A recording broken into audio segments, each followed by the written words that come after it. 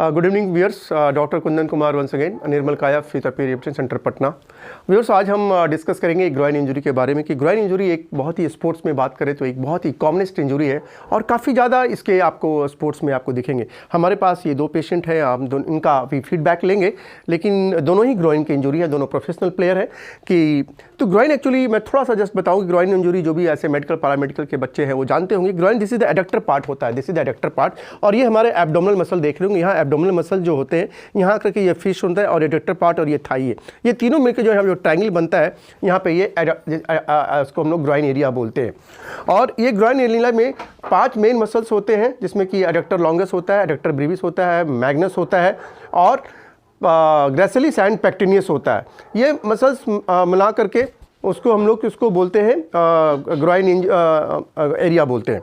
Generally क्या होता है कि जब उसको कोई भी प्लेयर जब हाई परफॉर्मेंस एक्टिविटी करता है, जैसे खास करके जो हाई जंप हो, लॉन्ग जंप हो, फुटबॉल का वो इवेंट्स हो, या यदि हम क्रिकेट में बात करें तो खास करके जो बॉलर या कोई भी ऐसा इवेंट जिसमें कि काफ़ी ओवर यूज़ ऑफ द मतलब इसका हुआ और अचानक इस पर अचानक फोर्स पड़ा, तो इसमें पेन डेवलप कर जाता है। पेन कई लेवल पे होते हैं, लेवल 1, लेवल 2, लेवल 3 पे होता है। यदि ये स्टार्टिंग स्टेज में माइनर पेन हो तो कोई ज़्यादा सीरियस मैटर नहीं होता है, वो 2 से 4 दिन 5 दिन के ट्रीटमेंट में मेडिसिन वगैरह देकर के, आइस थेरेपी देकर के हम ठीक कर सकते हैं।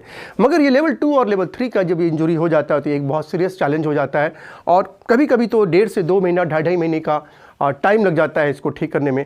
और ऑफ कोर्स मेडिसिन और सर्जरी का जो रोल है वो तो है ही है। मगर यहाँ पे यदि हम बात करें कि फिजियोथेरेपिस्ट का बहुत ज़्यादा इंपॉर्टेंट है, क्योंकि मैंने पहले बताया कि जो प्लेयर के लिए जो सबसे जो बड़ा चैलेंज होता है वो होता है ग्राउंड में आरटीपी करना।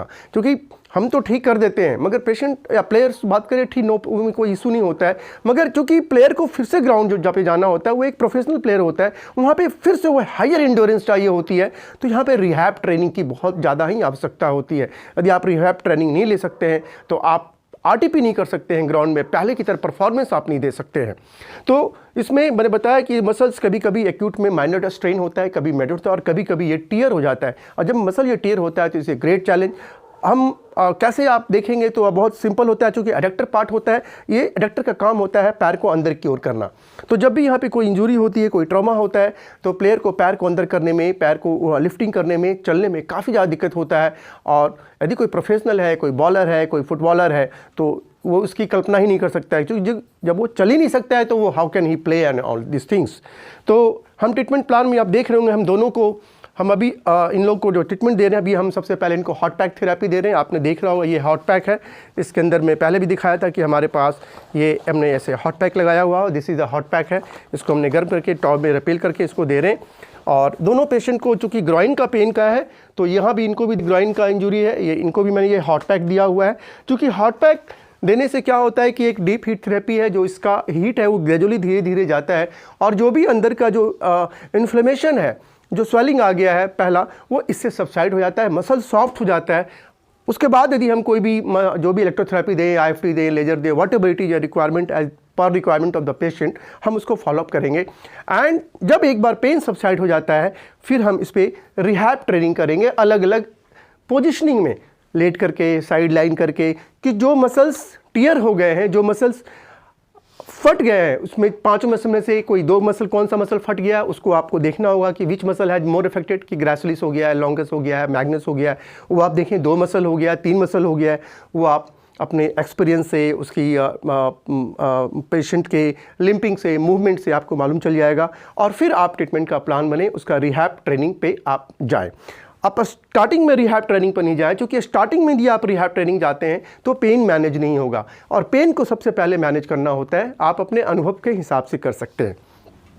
हम इनका थोड़ा सा फीडबैक लेंगे कि कैसे हुआ था। मैं आपको बताऊं, हिज मिस्टर मोहित, ये हमारे साथ विजय मर्चेंट बीसीसीआई में थे, और इनको इंजरी इतना ज़्यादा सीरियस हुआ कि वो मैच में ही कोलैप्स कर गए थे, बट इनको अब फिजियोथेरेपी रिहैब चला, अभी नाउ इज़ ओके। मोहित, अभी कैसा आपको पहले से जब आप थे, जब इंजरी हुआ ग्रोइन का, और अब में जो ट्रीटमेंट दिया, कैसा है? पहले से बहुत अच्छा है सर, लगभग हाँ बहुत अच्छा है। मगर अभी आप जब कुछ बॉलिंग कर रहे हैं तो थोड़ा सा हो जा रहा है। हाँ, बॉलिंग मतलब ग्राउंड में अभी बॉलिंग करने, कल रनिंग करने गए तो वहाँ पे फिर से थोड़ा पेन डेवलप कर गया। तो मैंने आपकी बात पहले कहा था, क्योंकि आप यदि आप नॉर्मल बन करके रहेंगे आपको कोई प्रॉब्लम नहीं है। If you are normal person, normal player, no problem. But you are a sportsman, particular pace bowler, तो इसमें अभी उतना पावर इंड्योरेंस नहीं आया है जितना इसको चाहिए, इसलिए इसको रिहैब करके उसको लाना है वापस। और आपको भी, ये भी बॉलर ही है, आप क्या कौन सा बॉलर है? ये भी मीडियम पेस बॉलर है। देखिए मैंने पहले बताया कि ओवर यूज़ के कारण होता है, क्योंकि दोनों ही मीडियम पेस हैं। आप भी बॉलिंग फास्ट करते हैं और आप भी medium pace, yes sir, he is also medium pace, तो दोनों का ही ग्रोइन हुआ। चूँकि मीडियम पेस बॉलिंग में ड्यूरिंग द क्रिकेट कि काफ़ी ज़्यादा इसमें पैर का भी मूवमेंट होता है और हाथ का भी मूवमेंट होता है, तो यहाँ पे ग्रोइन इंजरी होने का चांसेस काफ़ी प्रोन होते हैं। कैसा आपको इधर महसूस हुआ, इधर जो हमने ट्रीटमेंट दिया 8-10 दिन में, इसमें पहले से और अब में क्या अंतर है? पहले से तो बहुत अच्छे हैं सर। कितने परसेंट? 50%। आपको फिजियोथेरेपी ट्रीटमेंट के बारे में कुछ पता था? नहीं सर, कुछ भी नहीं जानते फिजियोथेरेपी क्या होता है? कैसे आए आप यहाँ हमारे पास? मोहित बताया था। अच्छा, मैं किसी प्लेयर के रेफरेंसेस से आए। तो अभी व्यूअर्स देखते हैं बहुत सारे इवन द प्लेयर्स और बहुत सारे लिटरेट जेंट्री भी फिजियोथेरेपी के बारे में जानते तक ही नहीं है कि इसमें कैसे होता है। तो अवेयरनेस इज़ वेरी इंपॉर्टेंट। मेरा वीडियो का देखिए, आई एम ए डॉक्टर, हमें सब कुछ पता है, but patient is a not a doctor, he is a ले man.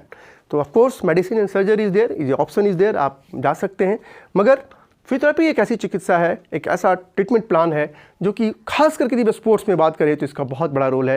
And that's why the BCCI and बड़ी बड़ी ऑर्गेनाइजेशन क्रिकेट की या फुटबॉल की या स्पोर्ट्स की अपने साथ फिजियोथेरेपी कैरी करते हैं, फिजियोथेरेपिस्ट को कैरी करते हैं। तो ये आप देख सकते थे। और हम एक और प्लेयर से मिलाते हैं, छोटा सा इंजरी है रिगार्डिंग इसको देखते हैं। ये देखिए, ये नी का थोड़ा सा इशू है और he is a very small boy but he is a bowler also, he is a off spinner bowler. और बिकॉज ऑफ द बॉलिंग सब इनको नी में इशू आया थोड़ा सा, तो इनको भी नी को हम IR थेरेपी दे रहे हैं ताकि इनका ये हीट हो, थोड़ा सा ये सॉफ्ट हो, और फिर हम इनके नी के ऊपर कुछ एक्सरसाइजेज करके जो नी इनका थोड़ा सा क्लोजनेस आ रहा है वो थोड़ा सा वो दूर हो, ताकि इनको भागने में, दौड़ने में और जो भी एक्टिविटी करते हैं बॉलिंग वगैरह उनमें इनका अच्छा हो। तो मैं कहना चाह रहा हूँ इस इधर से सामने आ जाए, इधर से। I want to say that the physiotherapy is one of the great मतलब कहते हैं रिजल्ट है। आप जो भी आपके आसपास इस तरह की इंजरी होती है, स्पोर्ट्स में ऐसा कोई इंजरी होती है, कोई भी ग्रोइन है, बैक किक से जो भी है, तो आप अपने निकटतम फिजियोथेरेपिस्ट से कंसल्ट करें और दवाई भी लें, डॉक्टर से भी मिले। यदि आपको इच्छा होता है तो आप मेरे पास भी आके मिल सकते हैं। मेरी क्लिनिक राजेंद्र नगर में है और मैं स्पोर्ट्स फिजियोथेरेपिस्ट हूँ जो कि BCCI के लिए भी काम करता हूँ, बिहार क्रिकेट के लिए भी काम कर रहा हूँ। इसके पहले भी मैं अरुणाचल क्रिकेट और national cricket academy, NCA, ZCA, Indian air force और भी कई सारे स्पोर्ट्स में एज ए स्पोर्ट्स फिजियोथेरेपिस्ट काम किया। और ये बार बार वीडियो अपने एक्सपीरियंसेस को आपके साथ हम इस वीडियो के साथ शेयर करते हैं। Thank you. यदि आपको अच्छा लगता है इसे लाइक करें और शेयर करें। मैं doctor Kundan Kumar, my YouTube channel पर।